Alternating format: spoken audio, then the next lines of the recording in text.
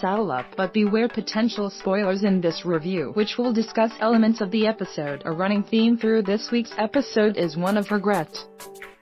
Dolores appears to be letting just the tiniest hint of regret creep in that she's turned Teddy into a soulless warrior who kills without compunction. Stubbs seems to regret helping deliver Peter Abernathy into the hands of Charlotte Hale and the even more brutal team that has arrived to take charge of the place. And Maeve shows major signs of regret for following up on her search for the daughter from a previous narrative.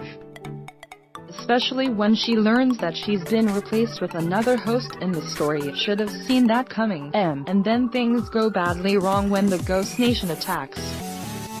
Oh, and we have the Man in Black showing just a twinge when confronted by his daughter. Though clearly he doesn't feel so much guilt that he won't still ditch her a few hours later. Even if he does think he's keeping her safe in his own twisted way. Deadbeat Dad of the Year, folks. After last week's narratively focused episode, Faye's space was more along the lines of several entries from the year, skipping merrily between storylines to slightly less impressive effect. Certainly, there were highlights, such as Dolores and Poe properly kicking off their plan to invade the Mesa base, and Shogun World provided a couple of parting moments of gore and beauty as Hiroyuki Sanada's Musashi took on Masayoshi Haneda's Tanaka and won handily. He then lopped the guy's head off as Tanaka was planning ritual suicide. Ouch. A kindness, perhaps. Then Maeve and the gang accompanied Akane back to Sakura's home village, where they burnt her heart in a funereal moment. It was both beautiful and not a little creepy. All in all, Shogun World was a fine diversion, even if it seemed to be more cool than functional in terms of the storyline, aside from showing how much of a badass Maeve has become with her waifu. Perhaps we'll be back here at some point, but this does seem to represent the end for now. Maeve's journey had its hectic conclusion as Lee led her to her old narrative stomping grounds, and of course we knew there was heartbreak ahead. Plus, while Sizemore was thanked for his brief helpful contribution to her mission, he was soon back to his old tricks, using the communications unit he stole from a corpse last week to call for help. Wonder if anyone cares enough about him to come and rescue him. The Maeve narrative sometimes felt like it wasn't going to tie into the main narrative, though we still enjoyed it thanks to Thandie Newton's performance. But with the Ghost Nation commander talking up their shared path, it certainly sounds like things will change, even if Maeve is a little too traumatized to realize it yet. As for the Man in Black, Ed Harris got to show another side of the grizzled gunslinger this week, as tears glittered in his eyes during the heart-to-heart with Katya Herber's Grace. We've seen hints of his softer side in the past, but this had his darker nature coiled around it, especially when she awoke the next morning to discover he, Lawrence and most of the others had gone.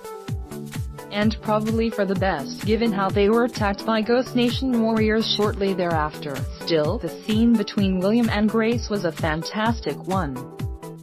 Bernard Arnold, meanwhile, continued his metaphysical journey literally in the case of Bernard the host, who after further conversations with Elsie, who was used a little too much as exposition delivery this week, braves excruciating pain to interface directly with the Cradle, or CR4DL, as the door reads the stored backups of all the hosts and narratives. There, he finds himself in Sweetwater, and who should be at the saloon piano? Why, it's our old pal Robert Ford, sadly for Team Westworld. A lot of people got ahead in guessing that Ford had somehow found a way to upload himself into the system, to become a ghost in the machine, and here he is.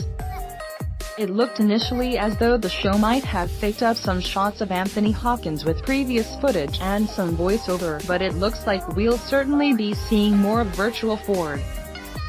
Kudos also for the creepy scene that kicks off the episode, a subtle inversion of the usual Arnold-Bernard-Dolores chats, where we discover she's in control of him. As usual, Evan Rachel Wood did a sterling job switching between classic Dolores and steel spine Dolores. If Faye's space didn't quite match up to last week's story, it offered plenty of character compensations. The show still does sometimes feel like it's juggling too many narratives, ironic given its setting, and not all of them are feeling as well written as some of the others. But with 4 episodes left in the season, things are certainly ramping up, and while there often remains too much obfuscation as the scripts try to keep the puzzle pieces hidden. Big Questions 1. Westworld remains one of the more entertaining shows on our screens. Dolores in the initial scene talks of Bernard's fidelity. William also mentioned the word in his conversations with James Delos a couple of episodes ago, harking on a theme, or just more foreshadowing. 2. Also, does this mean that we're seeing Bernard or a Bernard at least reprogrammed by Dolores to help Ford with his plan? 3. Ford in Season 1 was clearly unhappy with Delos. So perhaps this is all part of his plan to create havoc and stop the company using his grand idea and AI for the commercial needs. After all, he's only making it more difficult to do anything with the hosts. 4. Why did Dolores leave Teddy aware that she fixed him? That just seems cruel. Also, oh my god, Teddy killed a guy, you bastard. 5. Who are the new arrivals, who swear like sailors? There's a lot of it going around.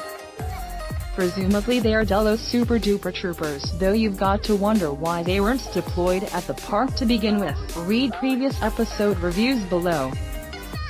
Season 1 Westworld Season 1 Episode 1 The Original Westworld Season 1 Episode 2 Chestnut Westworld Season 1 Episode 3 The Stray Westworld Season 1 Episode 4 Dissonance Theory Westworld Season 1 Episode 5 Contrapasso Westworld Season 1 Episode 6 The Adversary Westworld Season 1 Episode 7 Trompe l'oeil Westworld Season 1 Episode 8 Trace Decay Westworld Season 1 Episode 9 The Well-Tempered Clavier Westworld Season 1 Episode 10 The Bicameral Mind Season 2 Westworld Season 2 Episode 1 Journey into Night Westworld Season 2 Episode 2 Reunion Westworld Season 2 Episode 3 Virtui Fortuna Westworld Season 2 Episode 4 Riddle of the Sphinx Westworld Season 2 Episode 5 A Cane No My Westworld airs on Bo in the US on Sunday nights and Mondays on Sky Atlantic in the UK.